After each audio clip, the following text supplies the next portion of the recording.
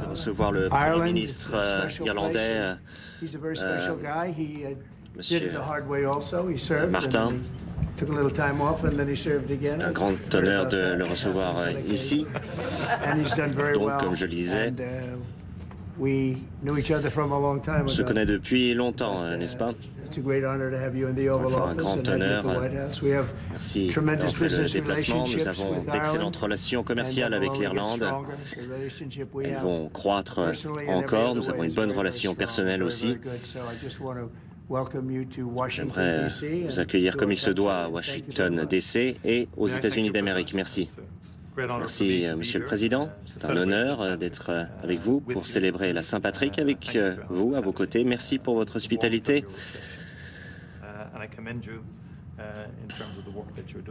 Et un grand bravo pour vos actions pour la paix, notamment. Je pense que cela avance bien.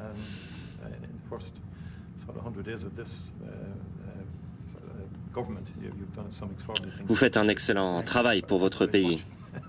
Nous vous regardons de très près. Encore une fois, un plaisir d'être ici. Très grand honneur de vous recevoir.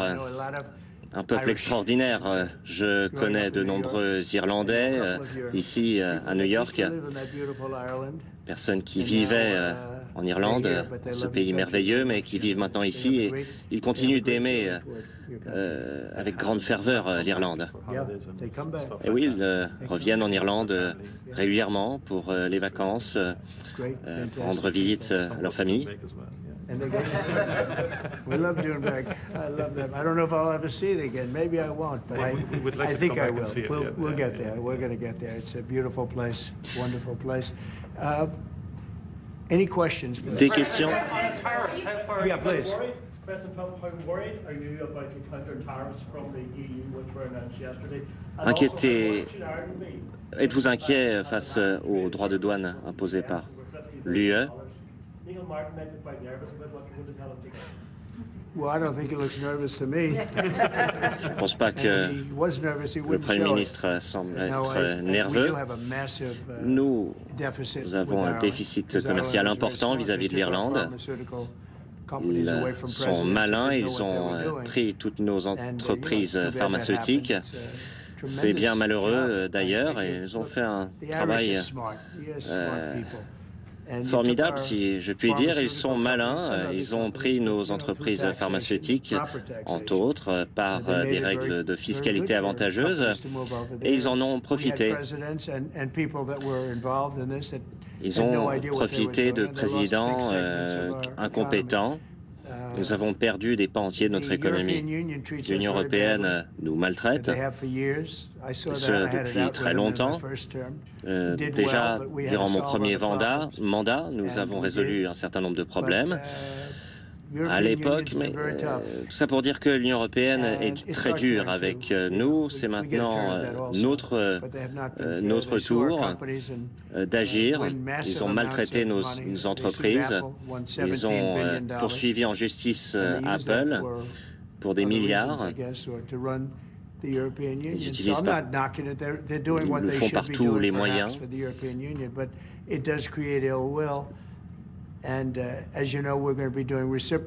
Nous allons appliquer des droits de douane réciproques. Comme vous le savez, s'ils nous imposent 25%, 20%, 10% ou 2% ou 200% même, nous leur rendrons l'appareil. Je ne sais pas pourquoi tout le monde se fâche, se met dans un tel état, c'est équitable. On a eu le même problème avec Ontario et ils ont abandonné ces plans parce que le coût de l'électricité touche directement la population au Canada et ici. Ce serait terrible. Et notre pays ne devrait pas permettre à l'électricité d'être générée ailleurs qu'ici.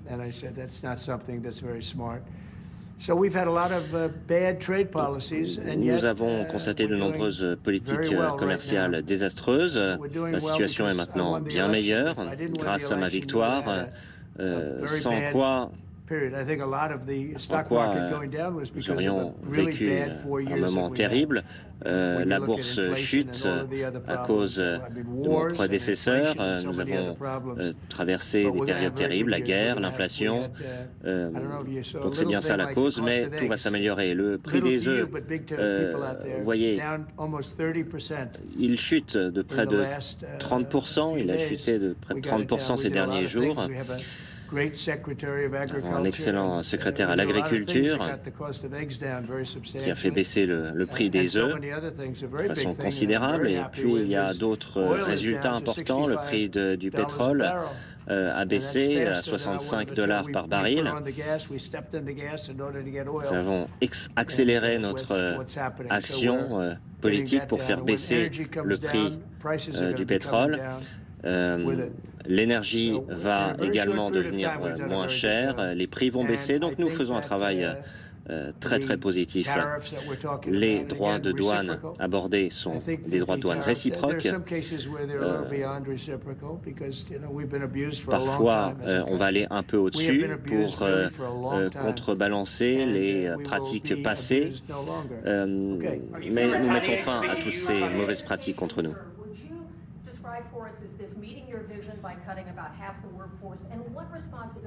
Certains des ministères ont limogé la moitié de leur personnel, notamment le ministère de l'Éducation. Un commentaire? C'est bien dommage, mais certains ne travaillaient pas, n'allaient pas au bureau.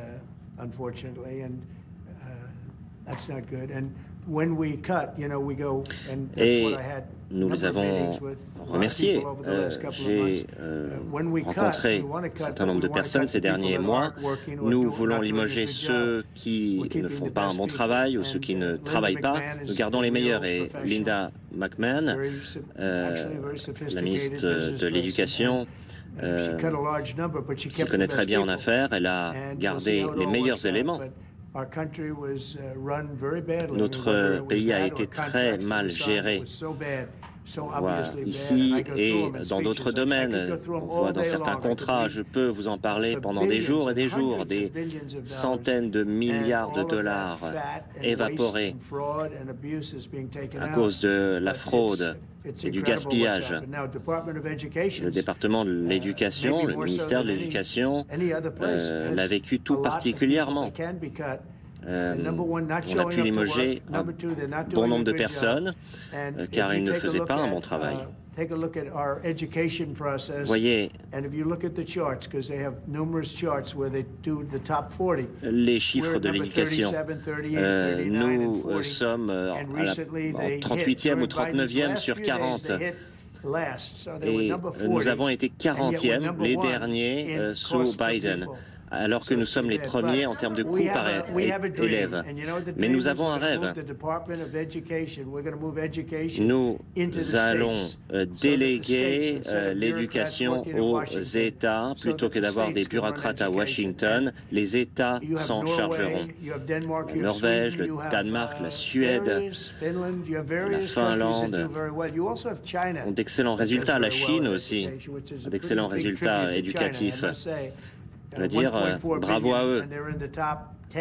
1,4 milliard de Chinois, ils sont dans les 10 premiers. Donc, ce n'est pas une question de taille. Parfois, on dit, voilà, c'est difficile d'avoir des bons résultats quand on a un grand pays, mais la Chine s'en tire très bien.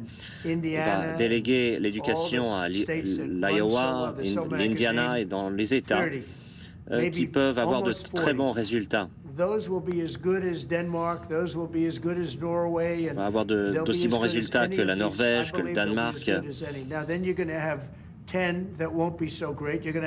Oui, il y aura peut-être 5 ou 10 États qui n'obtiendront pas de bons résultats, mais ce sera amélioré. Ce que l'on veut faire, c'est laisser la liberté scolaire, mais nous voulons déléguer l'éducation aux États. Les parents devront avoir la main sur l'éducation de leurs enfants. Les gouverneurs vont s'en charger.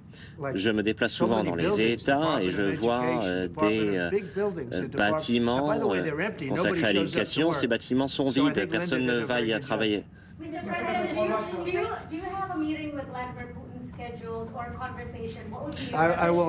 Une réunion avec Poutine, avez-vous un calendrier? Aucun commentaire. Nous avons obtenu d'excellents résultats hier. Un cessez-le-feu complet lorsqu'il sera activé, déployé. Nous avons de bonnes relations avec les deux parties. Des équipes se déplacent en Russie actuellement et nous allons voir si nous obtiendrons un cessez-le-feu de la Russie et ce sera déjà 80% du travail accompli pour mettre fin à cette tuerie. En moyenne, entre 2 et 3 000 personnes meurent par semaine dans cette guerre stupide qui n'aurait jamais dû éclater. Monsieur, vous avez des commentaires à faire peut-être? Oui, alors, nous parlons au téléphone et en personne via nos représentants. Nous sommes dans une bonne situation. Le président ukrainien a donné son accord pour un cessez-le-feu. Nous verrons ce que les Russes vont dire et nous vous tiendrons informés. Est-ce que le cessez-le-feu va tenir? Je n'ai pas parlé à mon homologue. Les Ukrainiens viennent de donner leur accord. Le message est jusqu'ici positif. Mais il faut l'accord des Russes. Cette situation est grave. Nous risquons la Troisième Guerre mondiale. Biden n'aurait jamais dû laisser faire cette guerre. C'est à cause de son incompétence, tout comme le 7 octobre.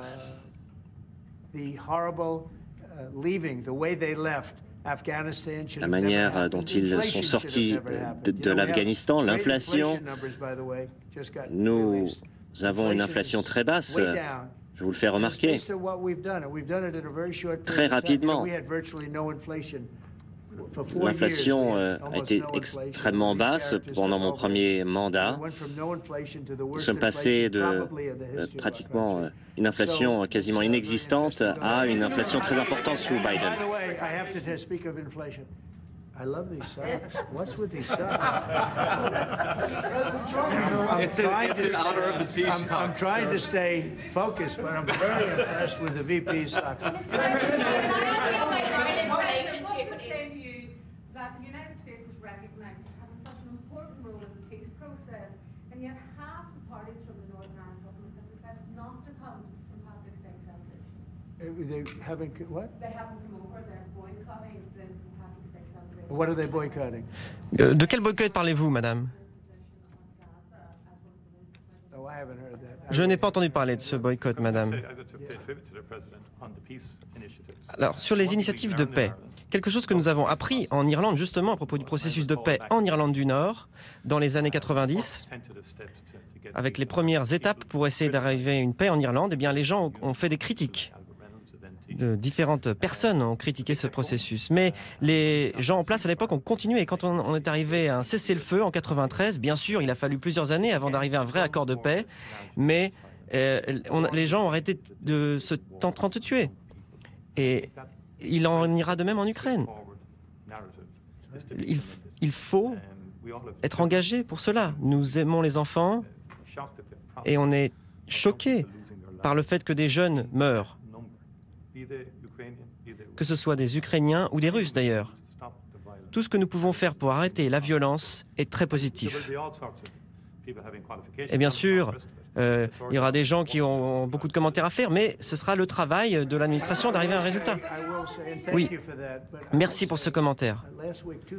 Je veux simplement dire que 2500 jeunes gens sont morts la semaine dernière, pendant que là, nous sommes en train de parler. Ils parlent de paix, mais vous savez, cette guerre n'aurait jamais dû se produire. Elle ne se serait d'ailleurs jamais produite si j'étais président. C'est ça qui me met vraiment en colère, plus que tout. Car beaucoup plus de gens sont morts que ce que disent les informations. Beaucoup plus de gens. Croyez-moi, les chiffres sont bien plus hauts. Ça, bien sûr, ce ne sont pas des Irlandais, ce ne sont pas des Américains non plus, ce sont pour la plupart des Russes et des Ukrainiens. Et les gens se disent, pourquoi vous êtes impliqués là-dedans? 2000 personnes meurent chaque semaine. Ces gens ont des familles, des pères, des mères, des sœurs, des frères, des amis, et ils meurent. J'ai vu les images satellites. Ça ressemble vraiment à la bataille de Gettysburg, une des plus horribles batailles de tous les temps. Vous avez des gamins qui sont étendus dans des champs, parce qu'aujourd'hui, avec les drones et tous les types d'armes, et même, je parle même pas parler vraiment des obus nucléaires, des missiles nucléaires, mais vous avez des armes aujourd'hui qui sont tellement puissantes, et je vois tous ces gamins, des photos de gamins étendus dans des champs, morts, des gamins magnifiques, et ils sont morts. Ils ne sont pas d'ici, ils ne sont pas irlandais non plus, mais nous travaillons très dur pour en finir avec cette guerre. C'est fou. Et tout cela ne mènera nulle part. C'est une situation horrible. Et je crois que nous avons une chance d'y arriver. On a fait la moitié du chemin avec le cessez-le-feu. Et si on arrive à faire en sorte que la Russie s'arrête et d'avoir un cessez-le-feu complet, je pense que la guerre ne recommencera plus jamais.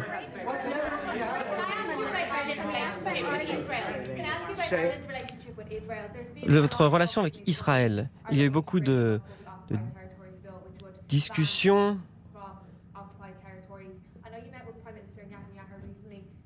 Avez-vous parlé avec le Premier ministre Netanyahou récemment? Vous n'êtes pas israélienne, ça c'est sûr, vu votre question. Ça c'est certain. Mais une question intéressante que vous venez de poser. On parle de tout. Israël a été assiégé. Ils ont dû se défendre. Le 7 octobre a été quelque chose d'horrible. Les gens n'aiment pas en parler, mais c'était vraiment un jour horrible dans l'histoire du monde. Et c'est incroyable que les gens n'en parlent plus. Mais ça, c'est d'autres images que j'ai vues. Vous voyez, en tant que président, on voit des images qu'on aimerait ne pas voir. Mais moi, je les vois. Et c'était un jour horrible dans l'histoire du monde. On travaille très dur avec Israël pour voir si on peut résoudre le problème. J'ai vu que 10 otages ont été vraiment traités très mal. Et j'ai demandé est-ce qu'ils ont été bien traités en 500 jours. L'un est resté plus de 300 jours. Je leur ai demandé, ils étaient 10.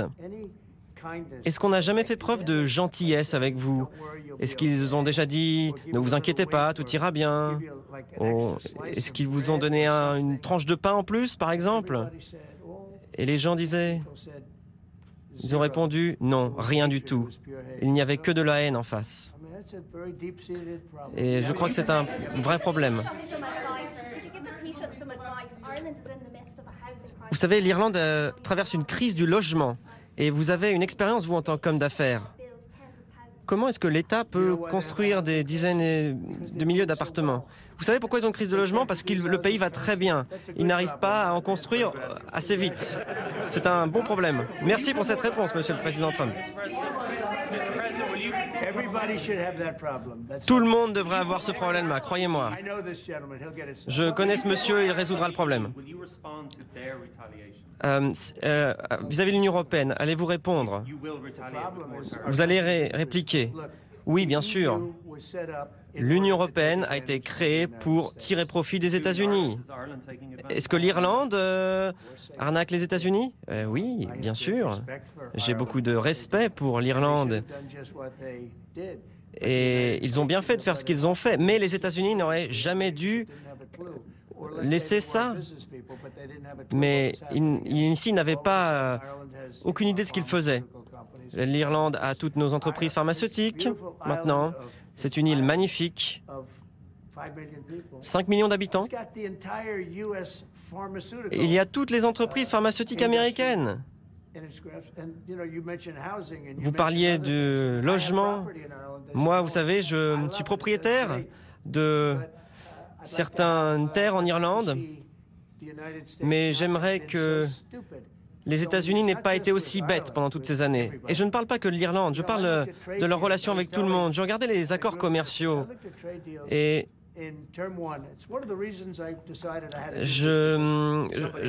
Il fallait que quelqu'un règle ce problème et personne n'allait s'y atteler. J'ai regardé à ces accords commerciaux et je me suis dit, mais comment est-il possible que tout cela se soit produit? Qui aurait pu être aussi bête pour laisser tout ça se faire? Par exemple, quand les entreprises pharmaceutiques ont commencé à migrer vers l'Irlande, moi je leur aurais dit, OK, vous allez en Irlande, très bien. Mais si vous voulez vendre quoi que ce soit aux États-Unis, je vais mettre des droits de douane de 200%. Ce qui veut dire que vous ne pourrez plus jamais rien vendre aux États-Unis. Et vous savez ce qu'ils auraient fait? Eh bien, ils seraient restés. Il est tellement chanceux que je n'ai pas été au pouvoir à cette époque-là. Oui, nous prévoyons de réduire les impôts si les démocrates se comportent bien. Mais vous avez vu, ils ne savent même pas ce qu'ils font. Vous l'avez vu durant mon discours de l'autre soir. 2 femmes ont été tuées par des clandestins. L'une a un cancer et beaucoup d'autres problèmes d'ailleurs. Il y avait des problèmes qui avaient des vraies difficultés. Mais on parlait de 2 jeunes filles magnifiques, Lake et Riley. Vous connaissez leur histoire. Et vraiment, c'était une très mauvaise soirée pour les démocrates. J'ai vu 2 mères inconsolables qui pleuraient. Leurs filles avaient été détruites, tuées. Et il y avait ce jeune homme qui adore la police. Lui, il a le cancer. Et les démocrates qui étaient là, ils n'ont même pas applaudi, personne ne s'est levé, ils étaient là, très froids. Je crois qu'ils sont vraiment malades. Il y a quelque chose qui ne va pas avec eux. C'est la seule chose qu'ils ont aimé, c'est quand on a été question des morts en Ukraine. Ça les rendait heureux.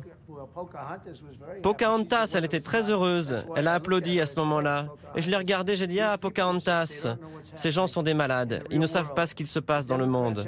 Les démocrates doivent se ressaisir. Et si ils ne le font pas, vous aurez des impôts qui vont augmenter.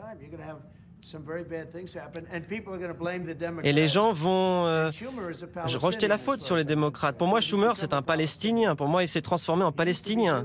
Avant, il était juif, mais il ne l'est plus. Il est palestinien maintenant.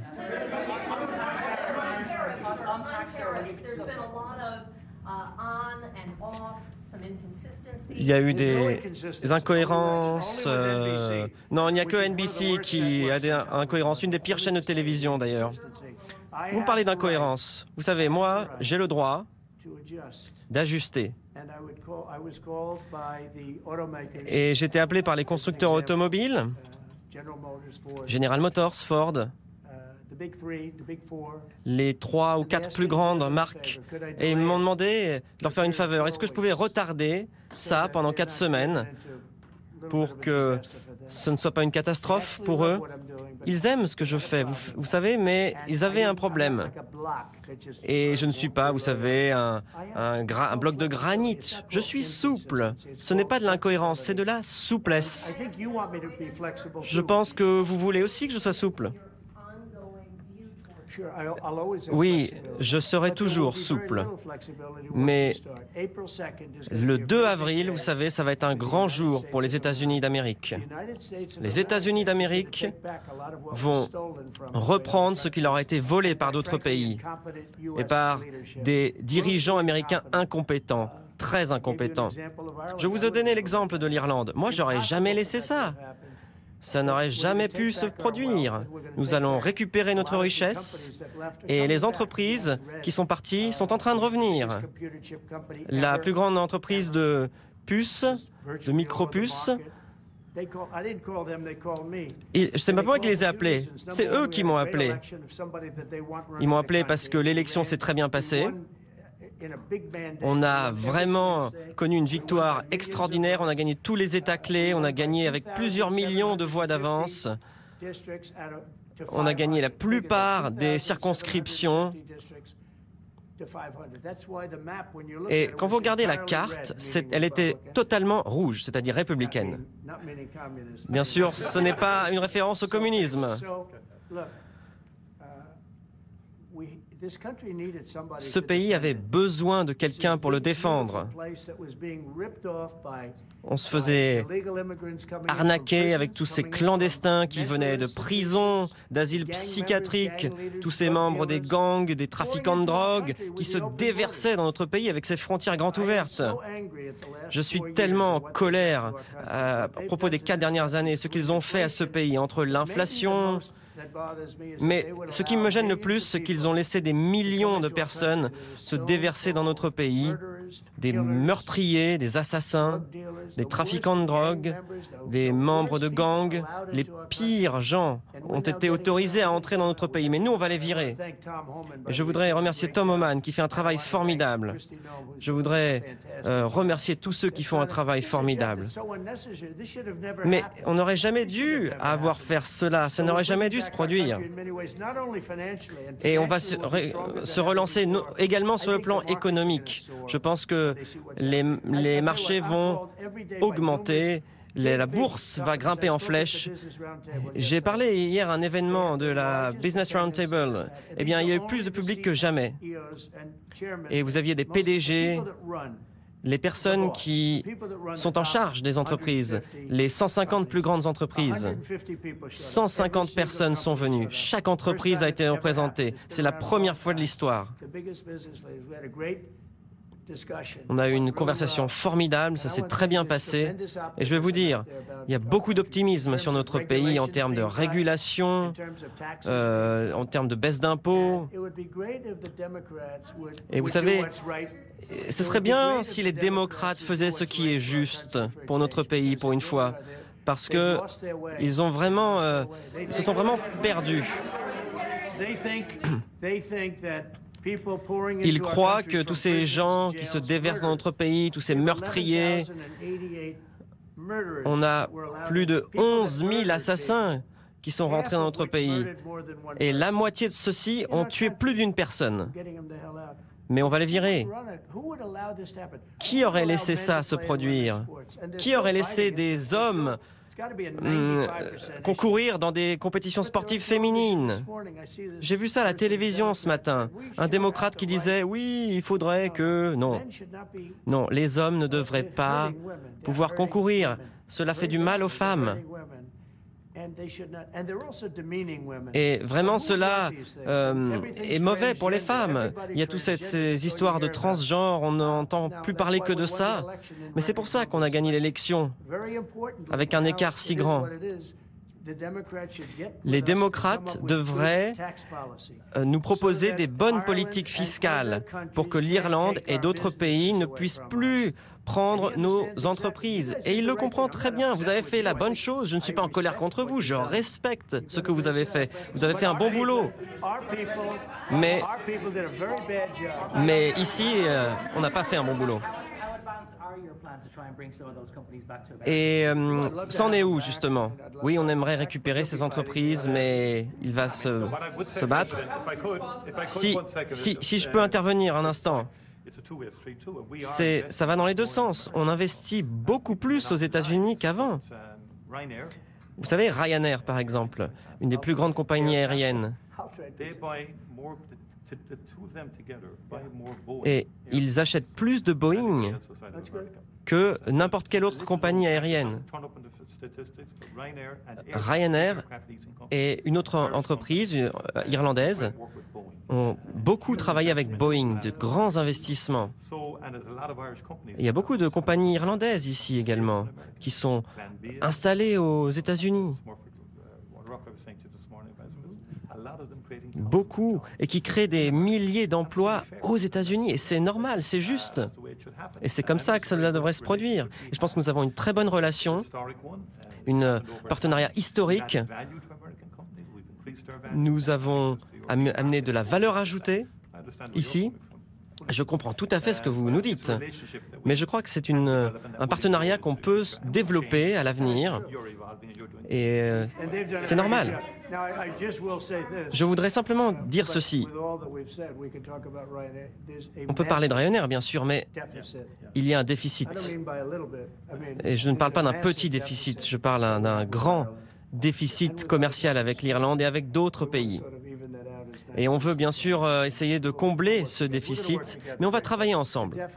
Mais ce déficit commercial, il est très grand.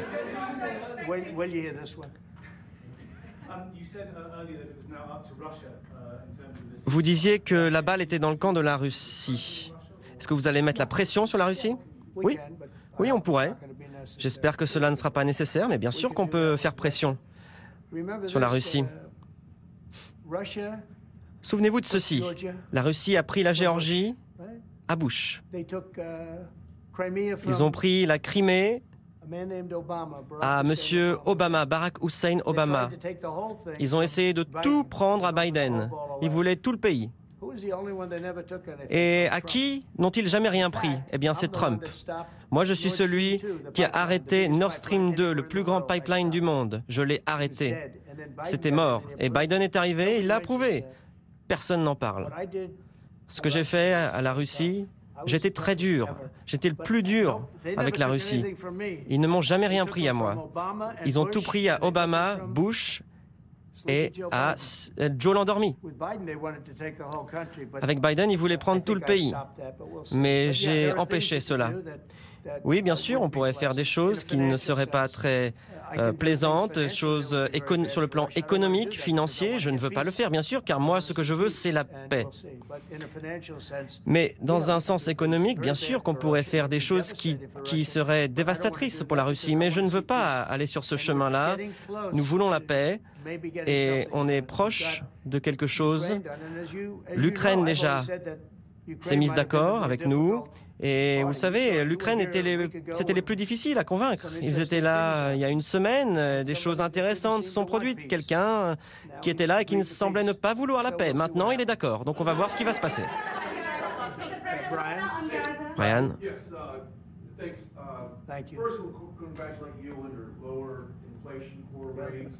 Félicitations pour la baisse de l'inflation, le prix du pétrole qui baisse.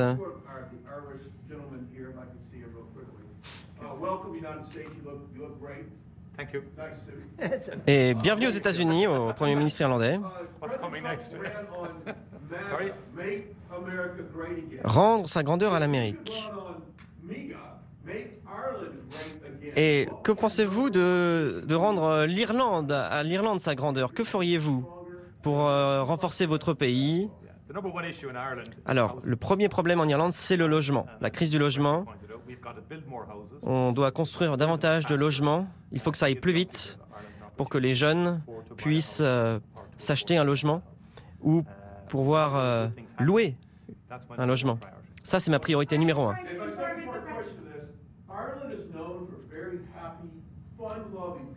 Les Irlandais sont très appréciés dans le monde. Pourquoi avez-vous laissé Rosie O'Donnell déménager en Irlande? Vous savez que Rosie O'Donnell vit en Irlande. Vous savez qui c'est? Vous la connaissez? C'est mieux de ne pas la connaître. Hein.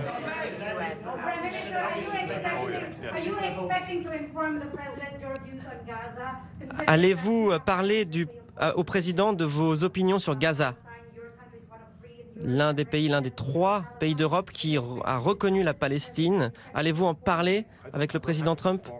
Je n'ai pas besoin de l'en informer, il est déjà au courant. Nous partageons les efforts de paix du président. Et il a obtenu un cessez-le-feu immédiatement. Ça fait longtemps que nous appelons à un cessez-le-feu. Nous voulions consolider la paix. Et on voulait que les otages soient libérés. Je l'ai dit dès le premier jour. C'est horrible de prendre des otages. Moi, je suis allé dans un des kibboutz après le 7 octobre, en solidarité avec les Israéliens. Mais les gens ont oublié. 1 ou 2 semaines après, je me suis rendu. J'ai vu le kibboutz et c'était très choquant. On pouvait voir la vie d'avant l'assaut. Et je m'en souviens encore. Ça fait longtemps que je m'intéresse au Moyen-Orient. C'est un sujet très complexe. Mais il faut libérer les otages, tous les otages. Ça fait trop longtemps. Et ensuite, il faut un cessez-le-feu consolidé. Il faut davantage d'aide humanitaire qui entre à Gaza. Encore une fois, trop d'enfants affamés. Et il faut l'aide humanitaire, et c'est ce qui motive les Irlandais. Nous avons toujours voulu une solution à 2 États. Bien sûr, c'est devenu de plus en plus difficile, mais notre position a toujours été celle-là. Nous aussi, nous avons eu les mêmes problèmes en Irlande. Nous avons connu ce genre de difficultés. Les gens qui se haïssent, les actes de violence perpétrés, et on s'en est sorti. Et nous espérons que les populations juives et arabes puissent aussi faire la paix. Vous savez, des enfants ont été tués des 2 côtés. Et il faut arriver à une paix. C'est un monde difficile.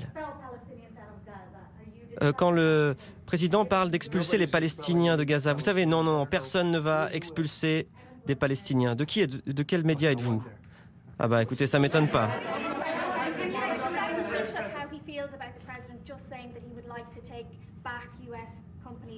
Alors, qu'est-ce que vous pensez du propos du président sur les entreprises pharmaceutiques? Eh bien, je pense que les entreprises américaines en Irlande pharmaceutiques se portent très bien. Je pense que tout cela est lié à notre partenariat.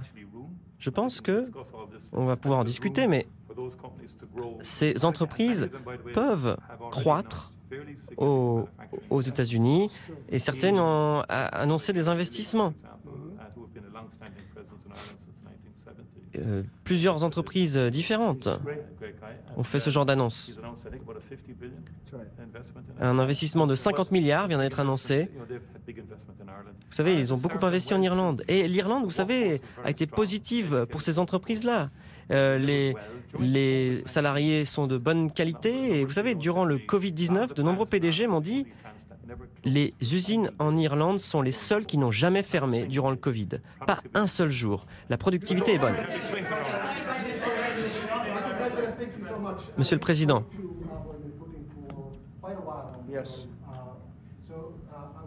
Propos de Vladimir Poutine. Quand vous allez lui parler de cet accord, qu'en pensez-vous? Moi, je n'évalue pas des pourcentages, des choses comme ça. Je pense que la Russie devrait le faire. Vous savez, la situation est très complexe. Je dirais que d'un côté, c'est réglé. On a parlé de terre et d'autres choses. On ne parle pas seulement d'un cessez-le-feu. On essaye de réfléchir notamment à la question des territoires, à qui vont être ces territoires. On a parlé des détails. On ne veut pas perdre notre temps.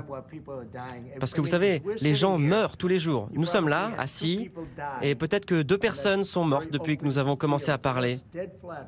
Vous savez, c'est vraiment, tout est plat, le terrain est très plat, il n'y a pas de protection. La seule chose qui arrête les balles, eh bien, ce sont les corps humains, de jeunes corps humains. Et vous savez, ils arrêtent de nombreuses balles parce qu'il y en a beaucoup qui sifflent dans les airs. Et il n'y a pas de protection, c'est un désastre. J'espère qu'il approuvera un cessez-le-feu.